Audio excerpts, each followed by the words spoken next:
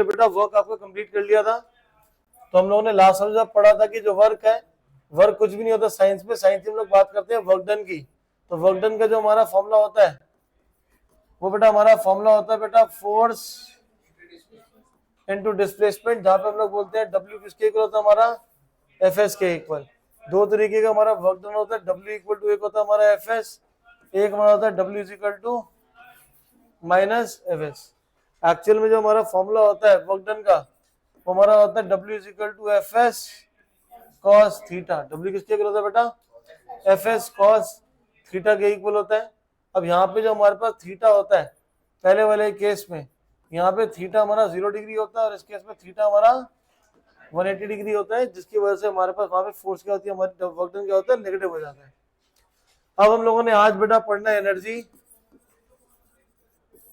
Energy जो होती है हमारे अलग अलग फॉर्म की होती है। पहले हम लोगों को क्या कौन सी एनर्जी होती है बेटा, एक होती है हमारी साउंड एनर्जी, और कौन सी एनर्जी है हमारी मैकेनिकल एनर्जी, और कौन सी होती है मसल से लगाती है मस्कुलर एनर्जी, और इलेक्ट्रिकल एनर्जी, और कौन सी होती है, कौन सी लाइट एनर्जी, न्यूक्लियर एनर्जी, और कौन सी एनर्जी हो सकती है बेटा हमारी मैग्नेटिक, मैग्नेटिक फोर्स होती है, मैग्नेटिक फील्ड होती है, और कौन सी होती है हम लोग की नेक्स्ट होती है बेटा काइनेटिक एनर्जी, और एक हमारी एनर्जी होती है बेटा पोटेंशियल एनर्जी। तो हम लोगों ने सिर्फ ना दो ही फोर्सेस ऑफ एनर्जी के ऊपर पढ़ने टॉपिक में 9th स्टैंडर्ड में, एक हमारा काइनेटिक एनर्जी और दूसरा हमारा है पोटेंशियल एनर्जी। तो हम लोग यहाँ पे बात करेंगे सबसे पहले काइनेटिक एनर्जी की। काइनेटिक एनर्जी कौन सी होती है, कोई भी ऑब्जेक्ट अगर हमारा मूव कर रहा है तो ऑब्जेक्ट क्या करेगा, एनर्जी को प्रोसेस करेगा, जिसको हम लोग क्या बोलते हैं काइनेटिक एनर्जी है। अब सपोज कोई भी ऑब्जेक्ट चल रहा है तो मूवमेंट की वजह से उसके अंदर क्या होगी, एनर्जी होगी, जिसको हम लोग क्या बोलते हैं काइनेटिक एनर्जी बोलते हैं। काइनेटिक एनर्जी का बेटा जो फॉर्मूला होता है that is equal to half M we square. Kinetic energy का जो फॉर्मूला होता है वो हमारा कितना होता है हाफ एम वी स्क्वायर के इक्वल होता है हमारा काइनेटिक एनर्जी का फॉर्मूला। तो यहाँ से हम देख सकते हैं कि जो काइनेटिक एनर्जी है डायरेक्टली प्रोपोर्शनल है मास के। काइनेटिक एनर्जी हमारा प्रोपोर्शनल है आपका मास के। इसका मतलब ये हो जाएगा कि अगर ऑब्जेक्ट का मास ज्यादा है तो काइनेटिक एनर्जी भी क्या हो जाएगी, ज्यादा हो जाएगी। फॉर एग्जांपल मैं बोलूं कि अगर कोई भी हमारे पास एक बाइसाइकिल है, बाइसाइकिल 5 मीटर्स पर सेकंड की स्पीड से मूव कर रहा है और ट्रक भी हमारी 5 मीटर्स पर सेकंड से मूव कर रही है, तो दोनों में से एनर्जी किसकी ज्यादा हो जाएगी, ट्रक की एनर्जी ज्यादा होगी। क्यों, क्योंकि ट्रक का मास क्या ज्यादा, तो उसकी एनर्जी भी क्या हो जाएगी, ज्यादा हो जाएगी। So we can say that the kinetic energy of the truck will be more than the kinetic energy of the bicycle because the truck has more mass. इसके बाद हम देख सकते हैं कि जो हमारा काइनेटिक एनर्जी है वो हमारा प्रोपोर्शनल किसके, स्क्वायर ऑफ द वेलोसिटी। मतलब कि बाइसाइकिल जो है सपोज 3 मीटर्स पर सेकंड से मूव कर रहा है और 3 का स्क्वायर कितना होता है 9, और फिर नेक्स्ट केस पे 9 से मूव कर रहा है, तो काइनेटिक एनर्जी ज्यादा, वेलोसिटी ज्यादा हो जाएगी। तो इसका मतलब क्या हो जाएगा कि हमारी काइनेटिक एनर्जी क्या हो जाएगी, ज्यादा हो जाएगी। एक केस में मैं वेलोसिटी को 2 ले लेता हूँ, तो वेलोसिटी को अगर 2 ले लूंगा तो काइनेटिक एनर्जी क्या हो जाएगी 4 तो होगा, और दूसरे केस में काइनेटिक एनर्जी प्रोपोर्शनल किसके आ जाएगा 9 के। तो दूसरे वाले केस में जो है हमारे पास वेलोसिटी ज्यादा थी जिसकी वजह से हमारा काइनेटिक एनर्जी भी क्या हो जाएगी, ज्यादा हो जाएगी। इस केस में मैं एज्यूम कर लेता हूँ कि कोई भी हमारे पास एक ऑब्जेक्ट है जिसमें ऑब्जेक्ट का जो मास है बेटा वो 1 kg है और वेलोसिटी कितनी है 3 मीटर्स पर सेकेंड। सो काइनेटिक एनर्जी का हमारा फॉर्मूला कितना हो जाएगा, half M we square, half into 1 into 3 square. So kinetic energy कितना हो जाएगा 9/2 मीटर्स पर सेकेंड। ऐसी हम लोग अगर बात करें, मास अगर 2 kg है और वेलोसिटी 5 मीटर्स पर सेकेंड है, लेट्स डू अ थिंग कि इसको सेम ही कर देते हैं। मास को जो हमने पहले वाले केस में कंसीडर करा 1 kg और वेलोसिटी को ले लेते हैं 5 मीटर्स पर सेकेंड। तो इस केस में काइनेटिक एनर्जी कितना हो जाएगा बेटा, half M we square, half into 1 into 5 square is 25, 25/2। Clear. अब गलत क्या है, ऊपर वाले केस में हमने कहा काइनेटिक एनर्जी के आगे लिख दिया था 9/2 मीटर्स पर सेकेंड। काइनेटिक एनर्जी है और एनर्जी की ऐसा यूनिट क्या होती है, जूल्स होती है। तो कोई भी फॉर्म ऑफ एनर्जी हो जाए हमारी, हर फॉर्म ऑफ एनर्जी की जो हमारी यूनिट होती है वो क्या होती है, जूल्स होती है। तो दूसरे वाले केस में काइनेटिक एनर्जी हमारी कितनी आ गई है, 25/2। 25/2 मतलब 12.5। फर्स्ट केस में हमारा कितना आता है, 9/2 मतलब 4.5। तो जो भी हमारे पास फॉर्म ऑफ एनर्जी है, ऐसा है यूनिट ऑफ एनर्जी, वो हमारा क्या रहता है बेटा, जूल्स रहता है। समझ नहीं आया, मास वाला आ गया। तो वही बताया कि यहाँ पे वही एग्जांपल दिया कि अगर वेलोसिटी चेंज कर दिया, पहले केस में वेलोसिटी 3 थी, दूसरे केस में वेलोसिटी 5 है, तो वेलोसिटी चेंज बढ़ा दी मैंने, तो काइनेटिक एनर्जी भी क्या हो जाएगा, बढ़ जाएगा। ठीक है। अगर ऑब्जेक्ट का मास वेलोसिटी काम करते हैं हम लोग सेम रख देते हैं, दो केस कंसिडर करते हैं। वेलोसिटी लेते हैं 2 मीटर्स पर सेकेंड, यहाँ पे वेलोसिटी ले लेते हैं 2 मीटर्स पर सेकेंड। पहले केस में मास ले लो 4 kg, दूसरे मास में ले लेते हैं मास 10 kg। तो पहले केस में काइनेटिक एनर्जी हमारा कितना हो जाएगा, half into m into v square, half into 4 into 2 square, 4 into 4/2, 8 joules. Kinetic energy half into m into 2 square, 5 into 4, 20 joules आ जाएगा। तो इस केस में क्या ऑब्जर्व करा कि ऑब्जेक्ट का अगर मास चेंज है तो उसकी वजह से जो उसकी जो काइनेटिक एनर्जी है वो भी क्या हो जाएगी, हमारी चेंज हो जाएगी, क्योंकि डायरेक्टली प्रोपोर्शनल किस पे है, मास पे है। यही हमने यहाँ पे पढ़ा था। और जो हमने यहाँ पे ये दो एग्जांपल करे थे वो हमारे वेलोसिटी के बेसिस पे हो गए थे। क्लियर है ये चीज, डाउट इसमें? तो एक और इसके अंदर हम कंसिडर करते हैं, what will happen to the kinetic energy, what will happen to kinetic energy if, पहला पार्ट, mass of object is doubled, second case में mass of object is tripled, mass of object is halved, velocity is doubled, velocity is tripled, velocity is halved। ये 6 cases हम लोगों को consider करने हैं। बड़ा काइनेटिक एनर्जी का क्या फॉर्मूला होता है, हाफ एम वी स्क्वायर। पहले वाले केस में बोलता है कि मास को हमने डबल कर दिया, तो न्यू काइनेटिक एनर्जी के ई एन लिख लेते हैं इसको, क्या हो जाएगा बेटा, हाफ इंटू मास। मास कितना हो गया बेटा, 2m वी स्क्वायर। इस 2 को हम लोग बाहर कर लेते हैं और ये हमारे पास आ जाएगा twice of half M we square. तो ये जो ब्रैकेट वाला हाफ एम वी स्क्वायर है ये क्या है, ये पुराने वाला काइनेटिक एनर्जी है। सो बोलते हैं जो न्यू काइनेटिक एनर्जी है हमारी क्या हो गई है, ट्वाइस हो गई है काइनेटिक एनर्जी जो पहले थी। समझ आ गया ये? सेकेंड केस में क्या बोल रहा है कि मास को हमने क्या कर दिया बेटा, ट्रिपल्ड। तो न्यू काइनेटिक एनर्जी किसके लिए जाएगा, हाफ इंटू मास। मास कितना है, ट्रिपल वी स्क्वायर। 3 को बाहर कर दो, half M we square. So new kinetic energy कितनी हो जाएगी, 3 times the previous kinetic energy, original kinetic energy.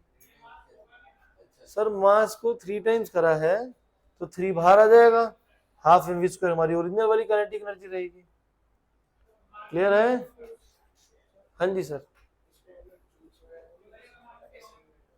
Joules लिखना क्यों है, मल्टीपल पूछ रहा हूँ भाई, कि मास की आपकी काइनेटिक एनर्जी कितनी चेंज हो रही है। यूनिट तो होती है जूल्स है, वो ये नहीं पूछा कि यूनिट क्या, वो पूछा कितना टाइम्स चेंज हो जाएगा। तुम पहले बात बताओ, तुम पहले पढ़ते थे, तुमने क्या करा, ट्यूशन लगा ली, तो नंबर तुम्हारे या तो बढ़ सकते हैं कम हो जाएंगे। वैसे तुम्हारे कम ही हो गए, मान लो नहीं बढ़ गए, चलो एज्यूम कर ले तुम्हारे 50% आते थे पहले, अब कितने आए, 60% आ गए, तो 10% बढ़ गए ना पहले से, तो 10% ओवरऑल बढ़ा। बट एक्चुअल में तुम रिजल्ट अपना देखोगे 50 का 20%, 50 का 20% कितना हो गया, 10%। तो तुम्हारी ओवरऑल परफॉर्मेंस कितनी इंप्रूव हुई है, 20%। तो 50% से 60% 10% नहीं हुआ, तुम्हारी परफॉर्मेंस का 20% हो गया। तो वही यहाँ पे निकाला हुआ है ये, कि तुम्हारी काइनेटिक एनर्जी पहले जो थी वो हमारी हाफ एम वी स्क्वायर थी, मास को डबल कर देंगे तो काइनेटिक एनर्जी भी क्या हो जाएगी, डबल हो जाएगी। मास को ट्रिपल कर दिया तो नंबर को बाहर ले आए हम, तो मास काइनेटिक एनर्जी कितनी हो जाएगी, 3 टाइम्स हो जाएगी। अब थर्ड केस में क्या है कि हम लोग मास को हमने क्या कर दिया बेटा, हाफ कर दिया, तो मास की जगह क्या लिखेंगे, 1/2m वी स्क्वायर। तो इस पूरे पार्ट को एक साथ रख लो, हाफ एम वी स्क्वायर। तो न्यू काइनेटिक एनर्जी किसके हो गई, हाफ हो गई ओरिजिनल काइनेटिक एनर्जी के। क्लियर है भारती, पीछे आपको डी पार्ट कुछ नहीं लिखना सर, जो मैं लिख रहा हूँ एज इट इज लिखना है। न्यू काइनेटिक एनर्जी, आप डी पार्ट क्या बोल रहा है, वेलोसिटी इज, वेलोसिटी डबल कर दिया तो वी की जगह क्या लिखेंगे,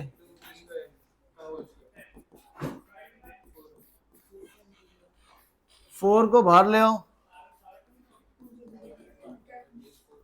हाफ एम वी स्क्वायर। तो new kinetic energy 4 times the kinetic energy. Clear है ये। अगले वाले केस में ई पार्ट में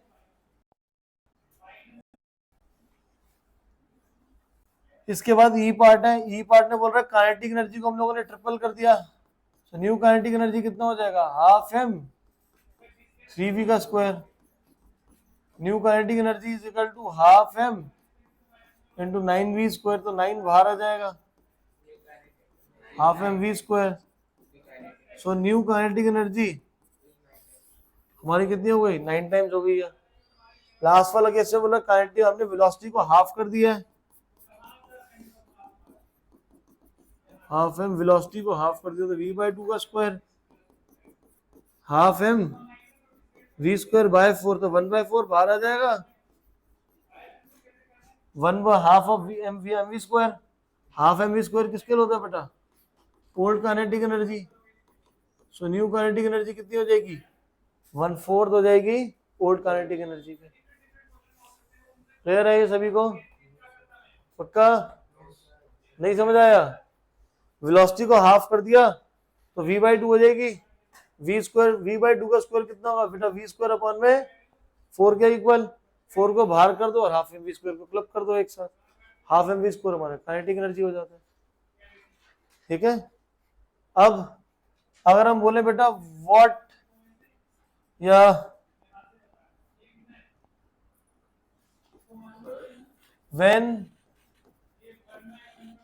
can we say that kinetic energy is 1 joule, kinetic energy 1 joule ला सकते हैं। एक केस में पॉसिबल है, अगर ऑब्जेक्ट का मास 2 kg हो जाए और वेलोसिटी कितनी हो जाए, सो उस केस में काइनेटिक एनर्जी कितना हो जाएगा हमारा, हाफ एम वी स्क्वायर होता है, हाफ इंटू 2 इंटू 1 स्क्वायर, तो काइनेटिक एनर्जी बेटा हमारी कितनी आ जाएगी, 1 जूल आ जाएगी। जी हम लोगों ने लास्ट क्लास में पढ़ा था ये सेम क्वेश्चन, यहाँ मैंने काइनेटिक एनर्जी लिख दिया, लास्ट क्लास में मैंने पढ़ा था when can we have 1 joule of work. Work का फॉर्मूला क्या था बेटा, फोर्स इंटू डिस्प्लेसमेंट। 1 जूल कब होगा, जब 1 न्यूटन की फोर्स किसी ऑब्जेक्ट को 1 मीटर क्या कर देगी, डिस्प्लेस कर देगी। तो वहां पे हमारे पास जो वर्क डन हो जाएगा वो कितना हो जाएगा, वो मैंने जबरदस्ती क्वेश्चन बना दिया काइनेटिक एनर्जी वाला 1 जूल, जबकि पेपर में आएगा नहीं। मैंने यहाँ पे क्या बोला आपको कि जो काइनेटिक एनर्जी 1 जूल कब हो सकती है, मैंने जबरदस्ती बनाया, ऐसा होगा नहीं कभी, क्योंकि डिफरेंट वैल्यूज कहीं ना कहीं हम लोग वेलोसिटी की ला सकते हैं और मास की ला सकते हैं, जिससे पूरा हमारा कितना हो सकता है, 1 हो सकता है। क्लियर है ये चीज। तो हाँ, अब हम लोगों ने यहाँ पे स्टार्टिंग में पढ़ा था अभी कि जो भी हमारा काइनेटिक एनर्जी होता है,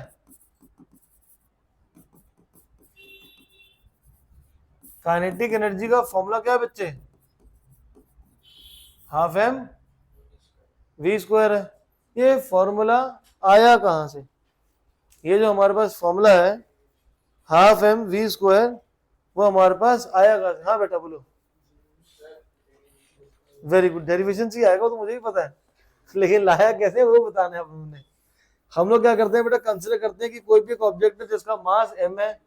अच्छी बात करिए, वैसे डेरिवेशन तो होगी ना बेटा। कोई भी एक ऑब्जेक्ट है, हाँ बेटा, फॉर एग्जांपल एक बॉक्स को नीचे रखो या फिर इस बॉक्स को हम ऊपर रखते हैं, तो जिस जब हम ऊपर रखेंगे उसकी हाइट, कोई भी ऑब्जेक्ट जो है इसका मास m है, ये इनिशियल वेलोसिटी u से मूव कर रहा था। मैंने इस ऑब्जेक्ट क्या ऊपर क्या करा, एक फोर्स लगा दी f। अब फोर्स लगाने से होगा कि ऑब्जेक्ट की जो वेलोसिटी है वो चेंज होगी, कितनी होगी v, और ऑब्जेक्ट ने यहां से यहां तक हमारा डिस्टेंस कवर करा बेटा s in some time t। Clear है ये? अब ऑब्जेक्ट के ऊपर फोर्स लगाने से उसकी इनिशियल वेलोसिटी चेंज होकर फाइनल वेलोसिटी v में कन्वर्ट होकर डिस्टेंस कवर करा s in some time t। तो थर्ड लॉ ऑफ मोशन की इक्वेशन क्या होती है, v square minus U square equal to 2as।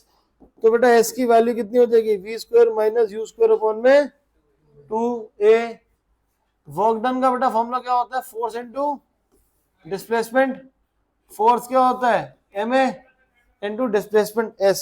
यहां से हमने s की वैल्यू कितनी निकाली है, s की वैल्यू कितनी है, v square minus U square upon में 2a। v square minus U square upon में 2a। ये एक्सेलरेशन से एक्सेलरेशन कट जाएगा, वर्क डन हो जाएगा मेरे पास v square minus U square upon में 2 है, तो इसको बाहर कर देते हैं। नाउ इफ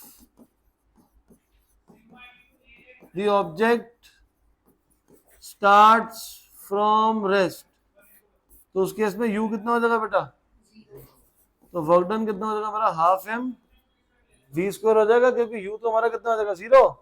एंड जो ये चेंज इन वर्क डन है, चेंज इन वर्क डन हमारा किसके हो जाएगा, काइनेटिक एनर्जी के इक्वल हो जाएगा, जिसको हम लोग बोलते हैं हाफ m v स्क्वायर। तो करा कैसे हमने, कोई भी एक ऑब्जेक्ट है जिसका मास m है, इनिशियल वेलोसिटी u से मूव कर रहा है, इस ऑब्जेक्ट के ऊपर हमने फोर्स लगाई जिससे इसकी वेलोसिटी चेंज होगी v, डिस्टेंस कवर करा इसने s in some time t। फिर वर्क डन का फॉर्मूला होता है fs v square minus U square equal to 2a से s की वैल्यू निकाली, v square minus U square upon में 2a, सब्स्टिट्यूट कर देंगे, v square minus U square upon में 2a, a से कट जाएगा, half m v square minus U square. और अगर ये वाला u हमारा 0 हो जाएगा, सो वर्क डन कितना हो जाएगा बेटा, half m v square. Clear है ये चीज, ठीक है। अब हाँ बेटा बोलो, नहीं स्टेटमेंट स्टार्टिंग में लिखनी है बेटा, वो मैं बता रहा हूँ क्या लिखनी है। अब ये वाला जो हमारा फॉर्मूला था, half m v square minus U square, this formula is important. इस फॉर्मूला को हम लोग यूज करते हैं चेंज इन वर्क डन निकालने के लिए। इस फॉर्मूला को हम लोग कहाँ यूज करते हैं, चेंज इन वर्क डन निकालने के लिए हम इस फॉर्मूला को यूज करते हैं। क्लियर है ये? अब करना क्या हमने, अब इस फॉर्मूला की जो डेरिवेशन है वो सीधा, ये मैंने दो ऑब्जेक्ट बना दी, यहाँ से स्टार्ट नहीं करनी, इस वाले पार्ट पे हमें लिखना है, क्या लिखना है, consider an object of mass m moving with the initial velocity u, a force F is applied on the object so that its velocity changes to v in some time t, it covers the distance of s। और फिर हम सारा start कर देंगे, सारा NCERT में लिखा हुआ है, वो मैं आपको मार्क करवा देता हूँ। अब यहाँ पे जो हमने क्वेश्चन कर दे काइनेटिक एनर्जी के बेसिस पे पीछे हम लोगों ने हाफ एम वी स्क्वायर है मास और वेलोसिटी गिवन थी, तो क्वेश्चन कर लिए थे। बट एक्चुअल में क्वेश्चन इसके किस टाइप के आते हैं, क्वेश्चन आपको इस टाइप का आएगा, an object of mass 5 kg increases या changes its velocity from 5 meters per second to 10 meters per second. Calculate the change in work done. Calculate the change in work done. तो अभी हमने देखा यहाँ पे चेंज इन वर्क डन का formula क्या था बेटा, half m v square minus U square, object का जो मास है वो हमें 5 kg गिवन है, इनिशियल वेलोसिटी कितनी गिवन है हमें 5 मीटर्स पर सेकंड, फाइनल वेलोसिटी कितनी है v 10 मीटर्स पर second. Change in work done is equal to given by half m v square minus u square. Mass हमारे पास कितना है 5, v हमारे पास है 10, u हमारे पास है 5। 5 by 2 into 75, 375 by 2 which is equal to 187.5 joules। ये आ जाएगा। क्लियर? क्या वर्क डन क्या होता है? तुम्हारे पास 20 रुपए थे, 10 रुपए खर्च दिए तो आखिरी में रुपीस माइनस रुपीस तो रुपीस बचेगा, मीटर तो नहीं बचेगा। तो जूल माइनस जूल भी कितना होगा, जूल ही होगा ना।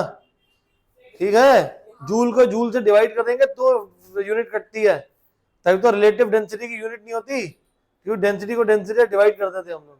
ठीक है, मैथ्स में बेसिक 8वीं में पढ़ा होगा कि अगर मैं 5 सेंटीमीटर की रेशियो 1 मीटर के साथ निकालूं तो 5 centimetre upon 100 centimetre, centimetre centimetre cut जाएगा। यहाँ तो माइनस कर रहे हैं, तो उस केस में यूनिट हटती नहीं है कभी भी हमारी। ठीक है, फिर हे भगवान, काइनेटिक एनर्जी का फॉर्मूला क्या था, हाफ एम वी स्क्वायर। ये हमारा क्या था किलोग्राम, ये क्या था मीटर्स पर सेकेंड। ये किलोग्राम मीटर पर सेकेंड यूनिट थी, बट एसआई यूनिट हमारी जूल्स होती है। ठीक है, लास्ट क्लास में नहीं आया था ना, तभी डाउट है कि एनर्जी की जो भी यूनिट है वो हमारी सारी सारी क्या है, जूल्स ही यूज करनी है। Clear now? नेक्स्ट,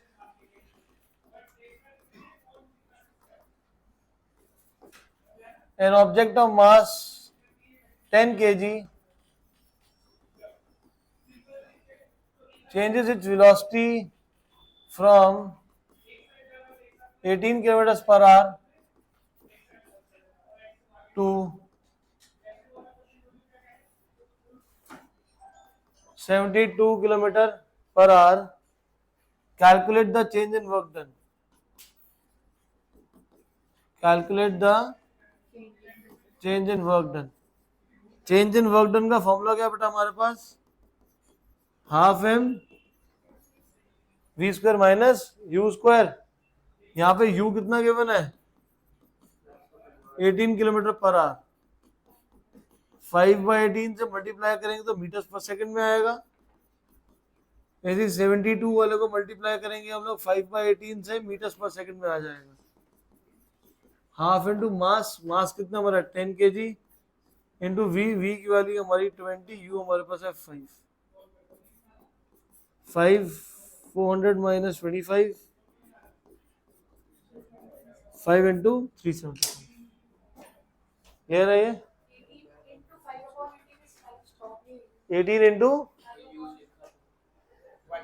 बेटा यू की वैल्यू 5 आई ना, ये कट गया। ठीक है, 1875 जूल्स।